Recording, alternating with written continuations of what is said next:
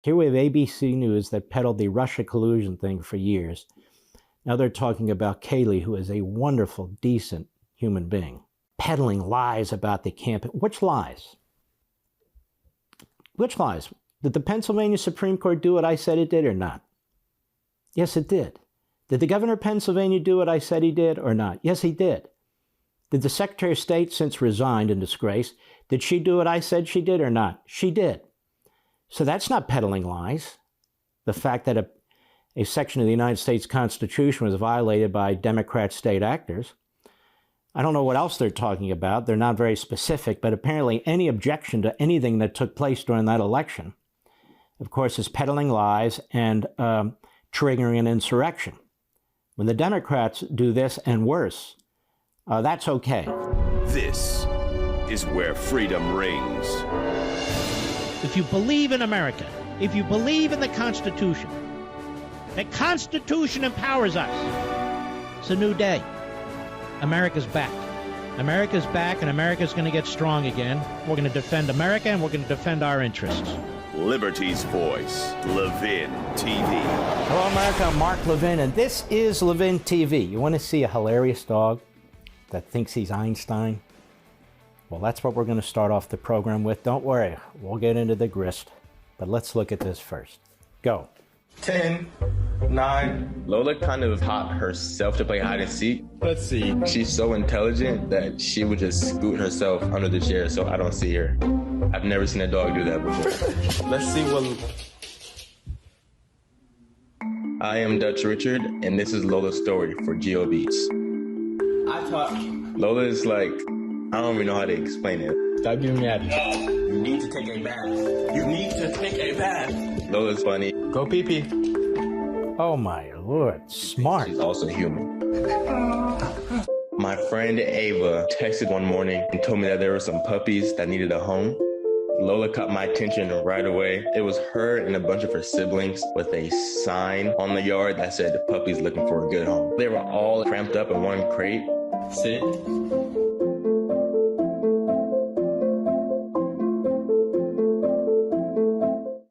Lola's really smart. How do you even look at me the whole time and know where the button is? Bet you can't do it again. Oh, what do you want to do? 10, 9. I hope Lola's not under the chair. Wow, I don't see anything. Is Lola under here? Let me move the chair back a little bit more. I saw that advanced dogs talking to their owners using buttons. I ordered the 4 buttons. I'll play with her for a little bit, and then I'll kind of take the toy away, and then she will have to try to navigate. Every time she hit the play button, I would give her toy back. Her least favorite button would probably be the bath button. Lola, wait. Ever since she was a baby, she doesn't like that. You need to take a bath. I can't say the B word around Lola, but she needs to take another. Oh, Lola, how'd you even know what I was talking about? Her favorite button is the treat button. No, I said what I said. This button has taken over. Lola has gone a week without the treat button. Lola and her siblings, they all went to a good home.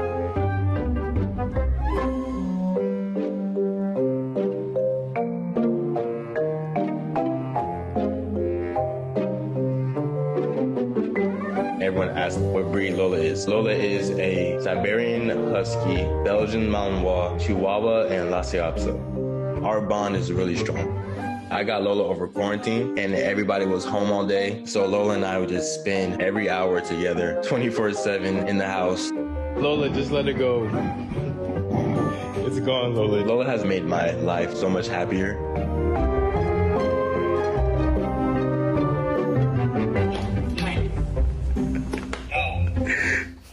You'll learn your lesson. That is amazing. And that Lola is just a fabulous dog. Fabulous dog. And look at the bond. Look at the relationship. I've had that with my dogs too. A couple of them were geniuses too, but all just full of joy. The other morning, Dana Perino was there with her new dog, Percy, a puppy. She was there with the 3 wonderful hosts there, and Kilmeade and mention that, Mark Levin wrote a book about a dog too, and he's into dogs too. Oh, God knows I am. I surely am. We have a wonderful no-kill dog place here, Lost Dog and Cats. They're constantly sending their vans all over the country, down south, southwest, west, northeast, to save as many dogs as they can. And that's something that I'm thrilled to be involved in, and we are in a major way. That's where we found Barney, of course. Barney's been gone now about 20 months. And people say the same thing to me every time. Why don't you get another dog? Well, we have Marty, and Marty's about 14 and a half. But right now, that's the way it is. So, not to be a downer, every Sunday at about 5 p.m., I take like a 2-minute break. Unless I'm driving where I can't, but a 2-minute break, because that was the day and the time that Barney was put to sleep. So he was put to sleep with his ears back, smiling, having no idea what was going to happen to him, and it breaks my heart. It breaks my heart. But anyway, let us move on. That is a beautiful, beautiful story. Well, we have this Steele dossier case, and what we've now learned is this. Hillary Clinton and the Democrat Party were behind the whole thing. Every aspect of this dossier was a lie. And the FBI knew it was a lie. And Obama knew it was a lie, based on the documents that were released by Radcliffe a little over a year ago, the former director of national intelligence. So this administration, the Obama administration, including Biden, knew it was a lie. The Russians knew it was a lie. Hillary Clinton and the Democrat Party knew it was a lie. Hillary Clinton paid for it. This is the greatest fraud ever perpetrated against the American people. This is a horrendous scandal. And while Liz Cheney and the others are leading this January 6th select Politburo committee and busy subpoenaing everybody in the Trump orbit, which is just grotesque what they're doing, absolutely grotesque.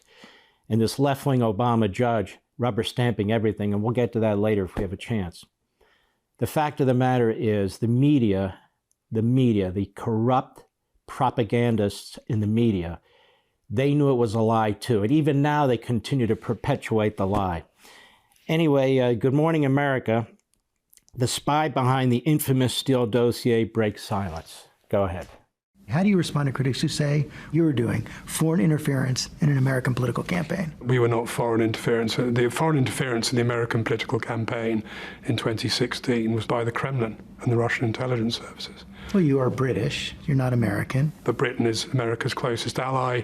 We have always had a track record of helping America. It would have been very curious if what we had chosen to do in 2016... Whoa. British is America's closest ally? What does that have to do with this guy?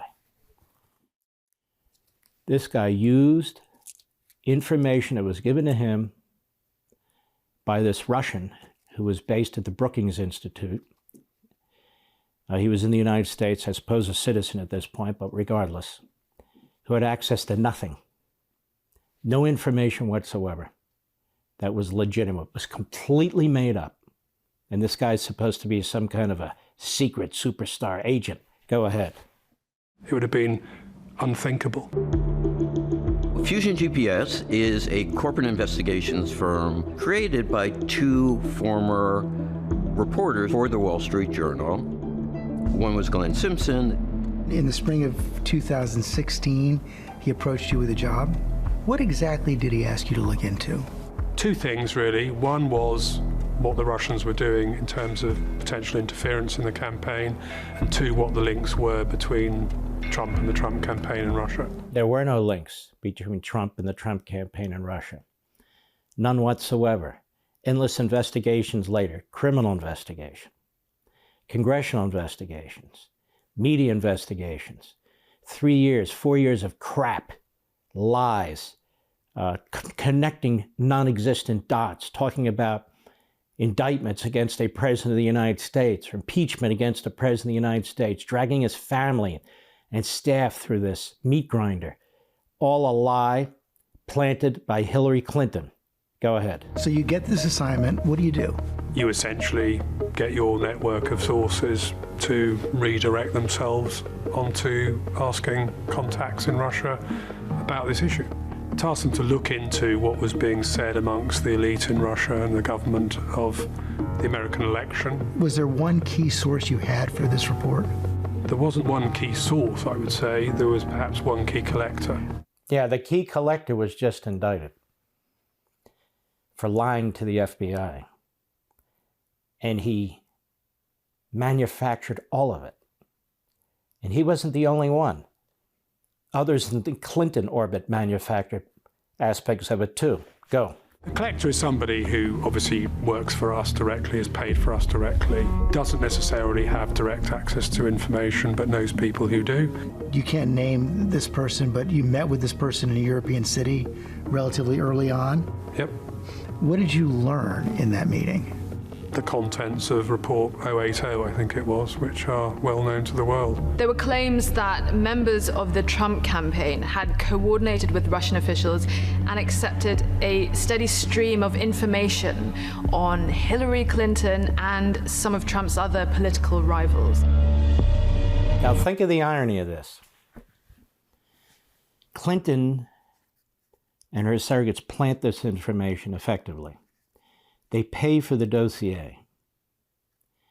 In other words, for this guy to do what he did through a few cutouts is the greatest and the worst dirty trick in political history. And then they turn it. We want to find out what Trump's association with Russia was. And what we've come to learn, just to put some more facts out on the table, is that the Russians knew what Hillary Clinton was doing, and they were monitoring what Hillary Clinton was doing. Moreover, Brennan knew what Hillary Clinton was doing. Clapper knew what Hillary Clinton was doing. And they were actually quite concerned about it. That's what the actual notes tell us that were released by Radcliffe, again, a year or so ago. I believe it was October 2020, give or take. That's what was learned. So they're on TV, they're trashing Trump, they're talking about Russia, they're talking about Russia collusion, knowing there wasn't any, except by Hillary Clinton. Except by Hillary Clinton. And it never made sense to me, ever, that the Russians would want Donald Trump to win over Hillary Clinton. Hillary Clinton is Neville Chamberlain. She would give them whatever they want. Not so with Donald Trump. So it never made any sense, did it? And way back on March 2nd or 3rd, 2017, on my radio show. Then later, on March 5th, on Sunday, on Fox and Friends Sunday with Pete Hegseth. And then the next night, on March 6th, Monday, with Sean Hannity. I broke the story that they had been spying on or eavesdropping on the Trump campaign and even the Trump presidency. And you remember the attacks I came under. You guys were with me. You remember all that? That started the ball rolling. It started the ball rolling even in the House Intelligence Committee. It started the ball rolling on Fox and in other places who were concerned. People don't remember this, but we remember this, because I remember the hell that came upon me, and that's fine. I can handle it, for about a week. And it's demonstrated to be true. And then one thing led to another, and now we have some indictments that are beginning to unravel it further. Go ahead. The first report also claims, quote, Trump's unorthodox behavior in Russia over the years had provided the authorities there with enough embarrassing material on him to be able to blackmail him if they so wished. In other words, that the FSB, the Russian security service, had compromat on Donald Trump. Basically, compromat is blackmail in Russian. This was the, for want of a better word, this is the P-tape. This is the P-tape. There was no P-tape. They didn't have any information to compromise, that compromised Trump. Nothing.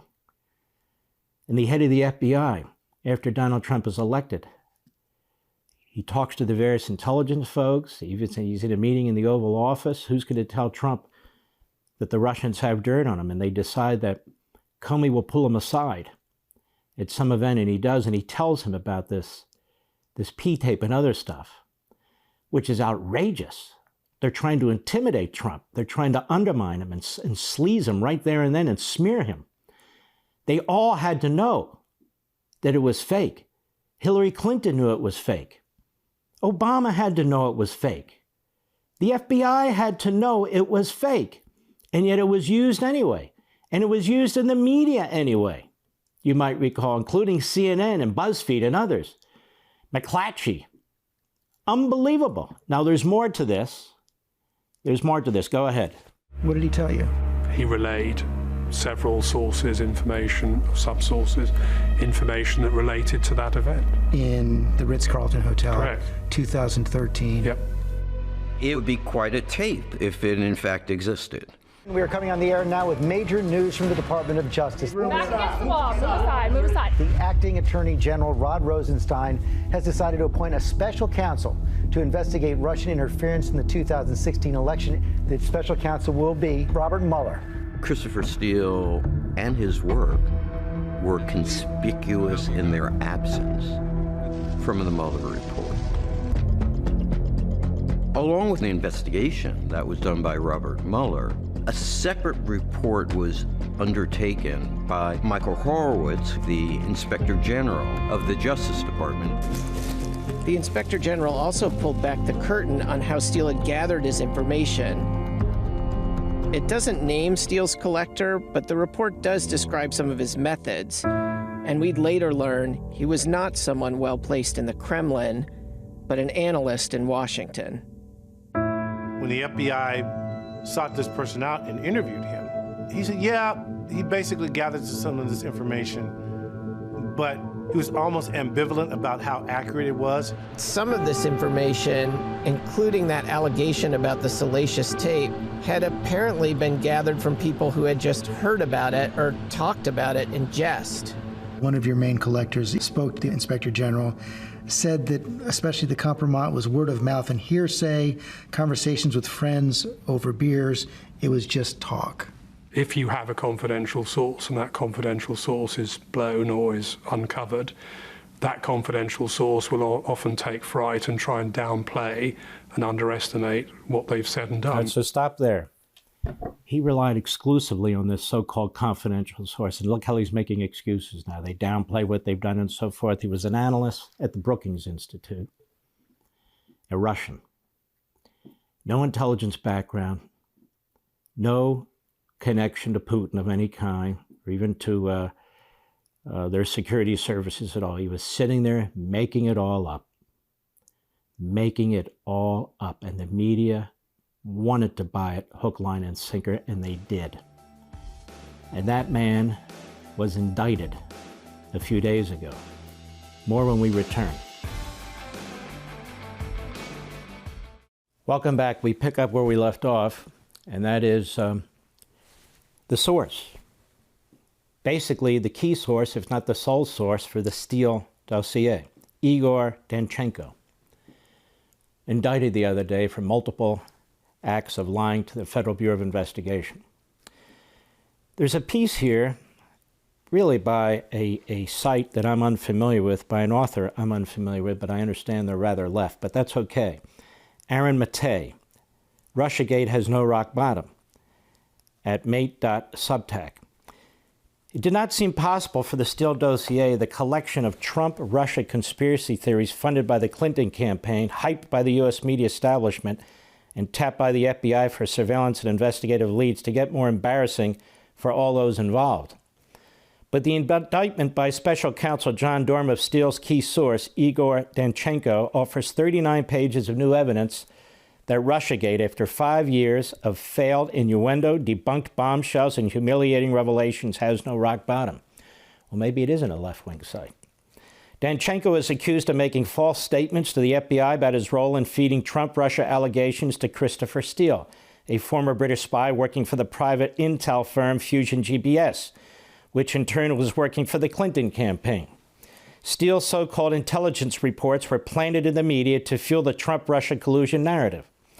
The FBI also used Steele's work as source material to chase multiple leads and obtain surveillance warrants on Trump campaign volunteer Carter Page. Now think about this.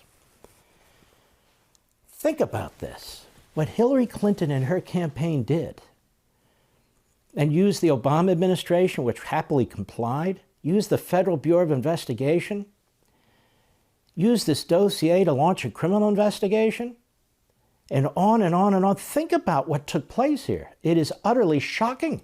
And of course, the media were complicit. They were complicit every step of the way, which is why the media are not upset about this. It's just a few journalists here and there, and a few of us, who are saying, wait, look at this, beating the pots and pans. The FBI also used Steele's work as source material to get a FISA warrant. 4 times. Extended it. The Carter Page FISA warrants. To spy. Used a process in a secret court that is supposed to be used to deal with terrorism, to go after a presidential candidate in the opposite party, and then eventually the President of the United States, Donald Trump. That's why he was tweeting. That's why he was angry. That's why he's upset. He knew every damn piece of this was a lie, but nobody would believe him. Whereas Steele claimed to have access to well-placed and established Kremlin sources, his main source was in fact Danchenko, a DC-based Russian expat who had worked for the Brookings Institution, a Beltway and Clinton-tied think tank. In late 2019, Danchenko humiliated the Steele dossier's powerful champions when it emerged that he had informed the FBI in a January 2017 interview that corroboration for the Steele dossier's key claims was 0. This was for good reason. Instead of speaking to Kremlin officials, as Steele had claimed, Danchenko told FBI agents that he had instead relied on booze-fueled hearsay in his conversations with friends. Now it gets worse. Dorm's indictment reveals that one of Danchenko's key subsources was not even Russian. Listen, but a U.S. public relations executive with deep ties to none other than Bill and Hillary Clinton. A Clinton surrogate was feeding the information to the Russian expat Danchenko, who was feeding it to Steele.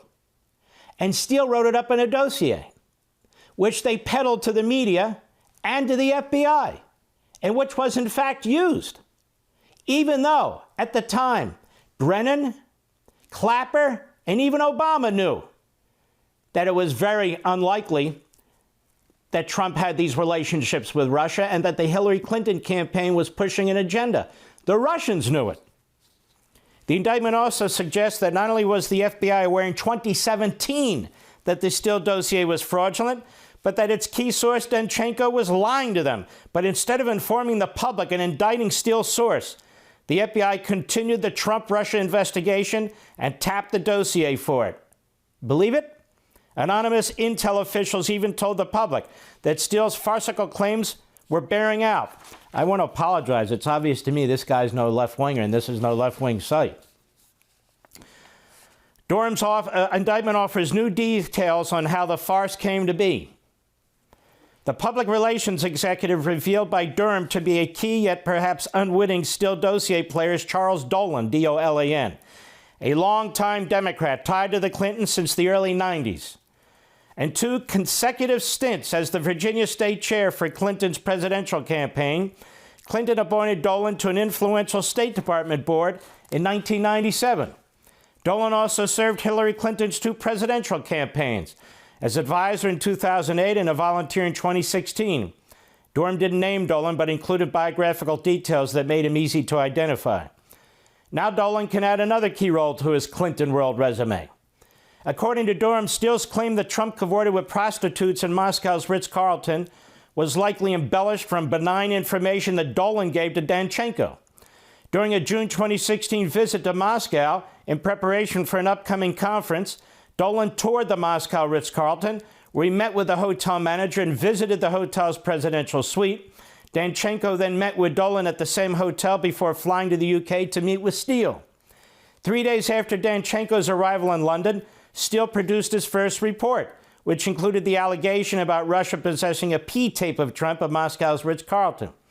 As Durham notes, Steele references the Moscow hotel, the presidential suite, and a Moscow hotel manager and other staff. According to Durham, Dolan and an associate learned from a hotel staffer Trump had stayed in the presidential suite, but Dolan claims that no one at the hotel mentioned anything to do with sexual or salacious activity.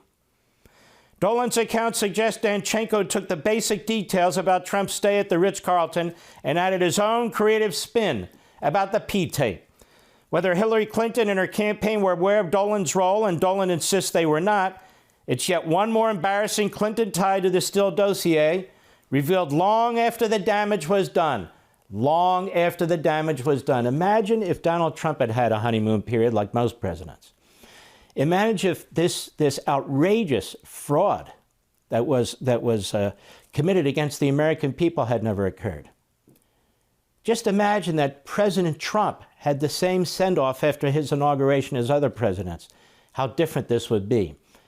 But the hateful, corrupt, left-wing propaganda media, even today, is outrageous in their conduct toward President Trump. Dolan's place in the Steele supply chain offers yet another glaring and hilarious irony. After 4+ years of fanatical and ultimately fruitless efforts to uncover any damning Trump connection, financial or otherwise, to Moscow, Durham reveals that this key Steele dossier player and Clinton ally has far deeper Russia ties than anyone in the Trump orbit. According to Durham's indictment, Dolan, while an executive at the PR firm Ketchum, was hired by the Kremlin. This is Dolan, the Clinton guy, quote, to handle global public relations for the Russian government, as well as its state-owned energy company, Gazprom. This is far from the Clintons' only inconvenient Russia tie, right to the top of the chain. And it goes on about when she was Secretary of State. We know about the Russia firm Renaissance Capital, Bill Clinton getting $500,000 to give a speech, and so forth and so on. So obviously, despite the criticism of Durham, and despite the length that all of this has taken, he had a lot to go through to begin to unravel this. But it's clear that he's working through the chain. This guy, Michael Sussman, who worked at Perkins Coie, a hardcore Democrat firm where Mark Elias works, and he was a colleague of Mark Elias, Mr. Dark Money, who got involved in the campaign and so forth to change the rules in 2020. So here we have this guy Sussman, who has been indicted on multiple counts for giving false information to the FBI. And then he said he wasn't working for Clinton or anything of the sort, but he was. Now we have this Danchenko, who's been indicted on multiple counts of giving false information and lies to the FBI. And you can see that they're trying to track down more and more tributaries to this. Now, in my own opinion, until they drag Hillary Clinton and her substantial ass in front of a grand jury, we will never get justice here. Because you know she knew every damn piece of this. And the reason she did this was to take attention away from her email scandal, which it did. To take attention away from her own scandals with the emails and her cover-ups, her obstruction and so forth, which Comey laid out in exquisite detail and then passed. So you have to believe and know that Comey knew a hell of a lot more than he was letting on. Obama knew a hell of a lot more than he let on. So did Biden. And I suspect so did the Democrats in Congress. Moreover, the media knew too. And the media was participating in this. And then the question is this. No accountability in the media. They took every single leak they possibly could and used it against Donald Trump. This is in addition to covering up Hunter Biden, in addition to covering up the phony whistleblower in the so-called Ukraine case, everything humanly possible. And they've now written, they're proud of themselves about, not only did they have to do this because Trump is a danger to society, Trump is a dictator. And so the media cannot be impervious to this. They cannot be objective and impartial. They must take sides. And they've written this, and I've talked to you about it here, as recently as 3-4 weeks ago. So if Trump runs again, they intend to do this and worse. And that's also why the so-called Select Committee in the House, Pelosi's Politburo, really led by Liz Cheney, a never-Trumper who has destroyed herself as a congresswoman and so forth. That's why that has been set up too. They fear Donald Trump more than anything. They fear him, even though the analysis after the big election the other week in Virginia and the rest of the country was that, candidates tried to stay away from Donald Trump. The fact is that Democrats ran against Donald Trump, particularly Terry McAuliffe. And who beat Terry McAuliffe? Well, Glenn Youngkin and Donald Trump. I mean, if Youngkin had lost, they blamed Trump. If he wins, they pretend he doesn't exist. And can't have it both ways. I'll be right back. Welcome back. The January 6th Pelosi Select Politburo has all the objectivity of a Stalin witch trial. These sorts of things, as I've mentioned before, happen in the third world. They happen in communist regimes where once somebody loses, quote unquote, and a winner takes over, the winner uses the instrumentalities of government, law enforcement, secret agencies, and so forth to try and destroy their opponents, even though they've already replaced them. Stalin would do this, others would do this, and Liz Cheney, Nancy Pelosi, and Benny Thompson does exactly the same thing. This January 6th committee keeps issuing a lot of subpoenas for phone call records, for texts, for documents, and of course for depositions, for all these people who worked at the White House. All these people who worked at the White House. And of course, Nancy Pelosi decided up front who could serve on this committee. And she picked these two reprobates for the Republicans. She picked the Republicans to sit on the committee, Kinzinger and Cheney, whereas Kevin McCarthy had picked others and she refused to have them seated. Just think about this. But she's a totalitarian. She is everything I've said she's always been.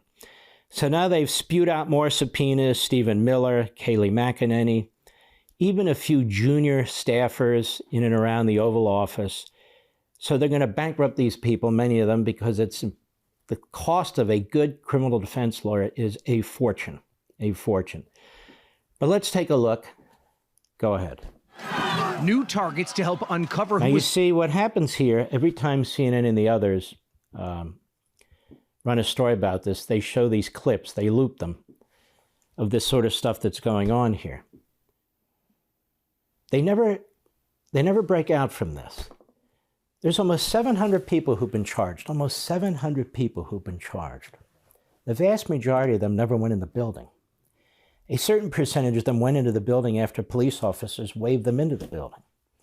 Some of them have been being charged for violent acts, and they should be. People who are breaking into the Capitol building or people who are attacking police officers, they should be charged like anybody else. You know, like Black Lives Matter and Antifa.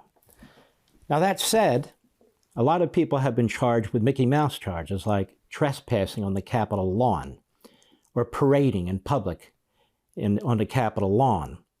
And they've been threatened with felony trials if they don't accept these federal misdemeanors, which they have to wear on their jackets for the rest of their lives. So they show this over and over again, this aspect here. And there's been more and more discussion about FBI, not just informants, but FBI participants. As an example, look at your monitor here. See the guy on the far right wearing the neon orange cap? You see that? I talked to Julie Kelly the other day on my radio show. She writes for American Greatness. She's the one who deserves a Pulitzer. Every single Pulitzer handed out as a result of coverage on the Russia collusion matter should be returned, but of course they won't be. There are dozens of men who were wearing that neon orange cap, and they were said to be with the Proud Boys. The problem is the Proud Boys put out the word, as she wrote, to dress in clothing that is indistinguishable from what other people would be dressed in. So these orange hats are weird. And then the vast majority of people who were wearing these orange caps have never been charged. We don't even know their names. Now, we know that the FBI was involved in the so-called Governor Whitmer kidnapping in Michigan. The FBI was, in fact, leading the charge. They had 13 FBI agents, undercover agents, involved in that. And the idea first came out of the FBI. And so they ensnared all these people to get involved in this. And those cases are now proceeding, and the head FBI agent who was involved, the head FBI agent, has since been charged with domestic abuse and has basically had to leave his position, at least for now. Go ahead. I'm the insurrection, narrowing in on those closest to the former president, Donald Trump. The committee dropping more subpoenas today, 10 new ones, including key players in the Trump orbit in the time between the November election and January 6th. The biggest names: longtime loyal advisor Stephen Miller. Now stop. They have 1 million photos of Stephen Miller. See the photo they choose? With his mouth wide open. The media and their propaganda activities are just unbelievable. And this committee can try and subpoena whomever they want. Why don't they discuss why these people have been subpoenaed? They've been subpoenaed because they're in the Trump orbit. They don't have any predicate for the vast majority of this. None. They're just throwing lassos out there as fast as they can, as many as they can, and grabbing as many as they can. And they want to look at texts and emails and try and embarrass people if they can, and so forth and so on. There's no criminal activity here because the Department of Justice is responsible for that, not this rogue Stalinist committee that Pelosi set up. Go. Body man turned White House personnel chief Johnny McEntee and former press secretary Kayleigh McEnany. McEnany, one of the loudest voices in Trump's inner circle, peddling the big lie about the election results, both in and outside the... Wow, isn't that fantastic? Here we have ABC News that peddled the Russia collusion thing for years. Now they're talking about Kayleigh, who is a wonderful, decent human being. Just a very lovely person, she and her husband. Peddling lies about the campaign. Which lies? Which lies? Did the Pennsylvania Supreme Court do what I said it did or not? Yes, it did. Did the governor of Pennsylvania do what I said he did or not? Yes, he did. Did the Secretary of State, since resigned in disgrace, did she do what I said she did or not? She did. So that's not peddling lies. The fact that a section of the United States Constitution was violated by Democrat state actors. I don't know what else they're talking about. They're not very specific, but apparently any objection to anything that took place during that election, of course, is peddling lies and triggering an insurrection. When the Democrats do this and worse, that's okay. Go. The integrity of our election matters. The Constitution of the United States matters. What we have seen across the country is Democrat officials systematically trying to do an end run around the Constitution to tip the scales of the election in their favor. That was true. That was true. She's not even talking about machines. She's not talking about ballots. She's not talking about this. She's talking about how they changed their statutes and regulations in violation of the federal Constitution. Now we know about Zuckerberg and over $400 million that he poured into this to bring out the Democrat Party vote, mostly in the inner cities. We've learned a hell of a lot since then. But ABC News, which was part of the mob, the media mob that pushed this Russia collusion agenda, that covered up the Hunter Biden scandal and all the rest of it, now they're very concerned. You know, the people question what took place in the last election. Go. The committee's requests Tuesday come one day after they issued a batch of subpoenas to other high-ranking Trump officials like former campaign manager Bill Stepien and spokesman Jason Miller. The committee also wants to hear from John Eastman, the conservative lawyer who authored the memo outlining fringe legal theories about former Vice President Mike Pence's authority to overturn election results. So what? So what if he issued whatever theory he issued? What does that have to do? What does that have to do with the violence? What does that have to do with oversight? I mean, you want to talk about lawyers with fringe theories? We've got one right now, that OSHA has the power to issue mandates nationwide to companies. That's a fringe theory. Boy, that's a fringe theory. Or that the CDC has the authority to control landlord-tenant issues and can freeze rental payments. The Supreme Court said no, and they went forward with it anyway. Boy, that's a really crackpot theory. Go ahead. As part of a pressure campaign. We know there was fraud, traditional fraud that occurred. We know that dead people voted. And former New York City Police Commissioner Bernard Kerik. All four of them, Stepien, Miller, Eastman, and Kerik, among those gathered at... Now, they mention their names and they show the rushing of the fence to try and tie them together when one has nothing to do with the other. Nothing whatsoever. Go ahead. Hotel for what is described as a war room to overturn the election. Kerik already warning that he does not plan to comply. I will not be threatened, intimidated, forced into bankruptcy, or silenced at the hands of this committee, who are not looking for truth, but targeting patriots and members of the president's legal team that wanted nothing more to investigate and expose those irregularities. Very well Kerrick said. said in a statement. His confrontational tone, an example of the difficult time the committee is Now having. look who's on this committee.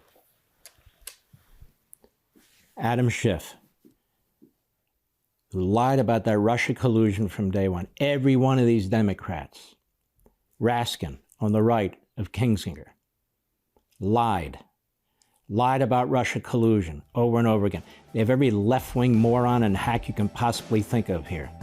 This is a disgrace. I'll be right back. Welcome back. The other day, a federal district judge appointed by Barack Obama ruled against President Trump's assertion that executive privilege, at least to some extent over certain materials, follows a president out of office. Now, this particular judge, as you can imagine, is hardcore left.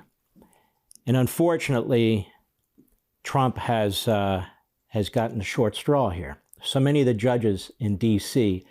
are hardcore left, and this is another one.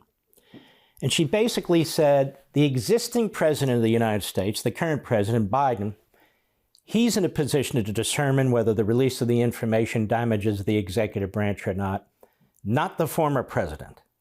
And that the former president really has no further ties to whether or not the information will damage the executive branch.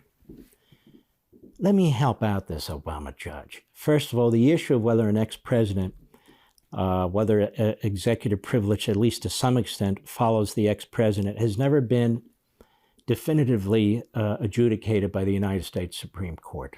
That's number one. Number two, but let's think about it.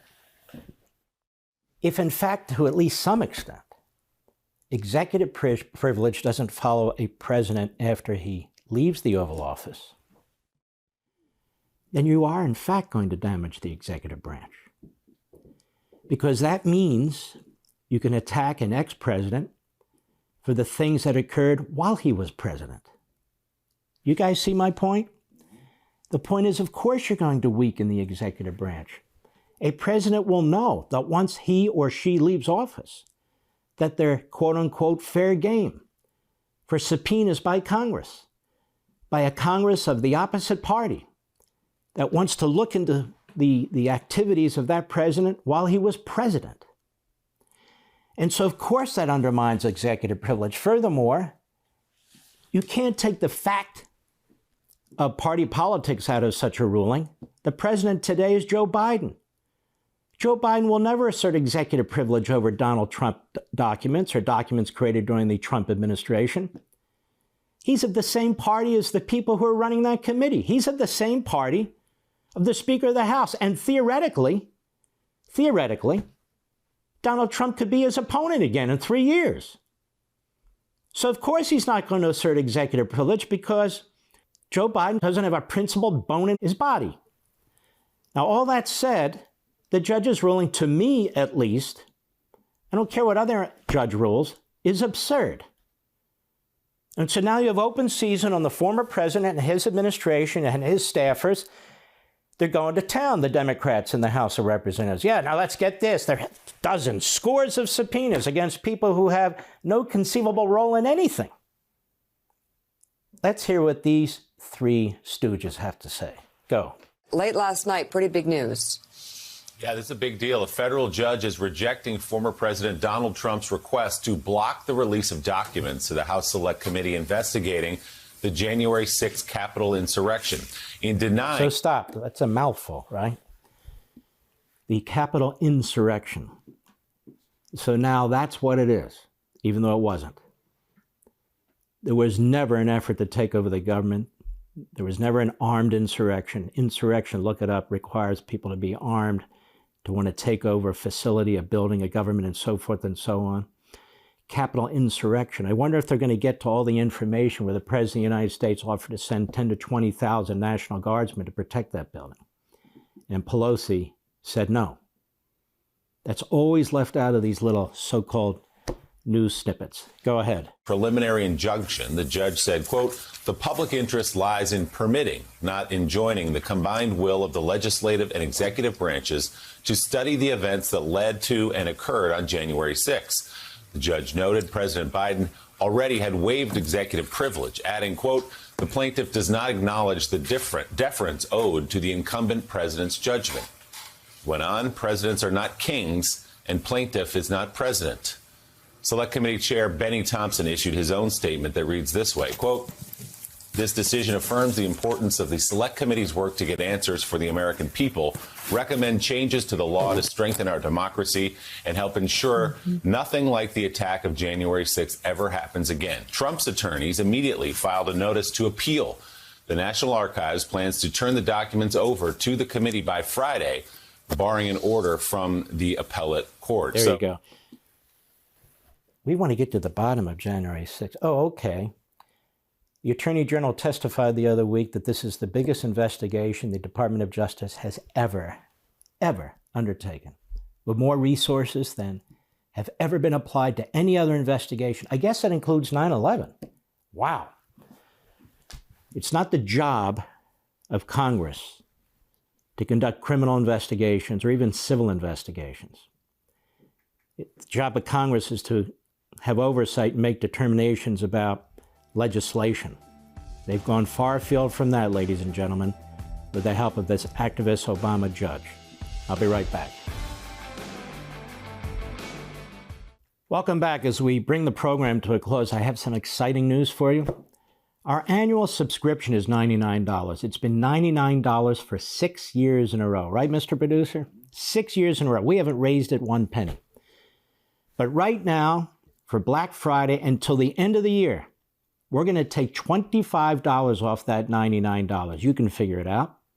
That's $74 a year, 365 days a year by my calculation.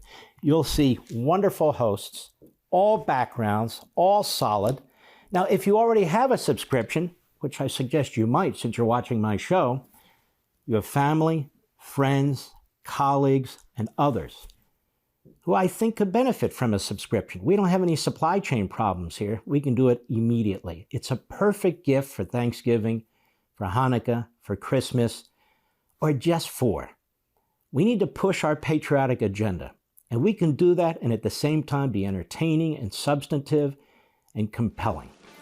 So let me suggest, here we come to the end of a very, very incredible year with another incredible year coming. Go to levintv.com. That's levintv.com. Get your $25 off. And I'll see you next time on Levin TV.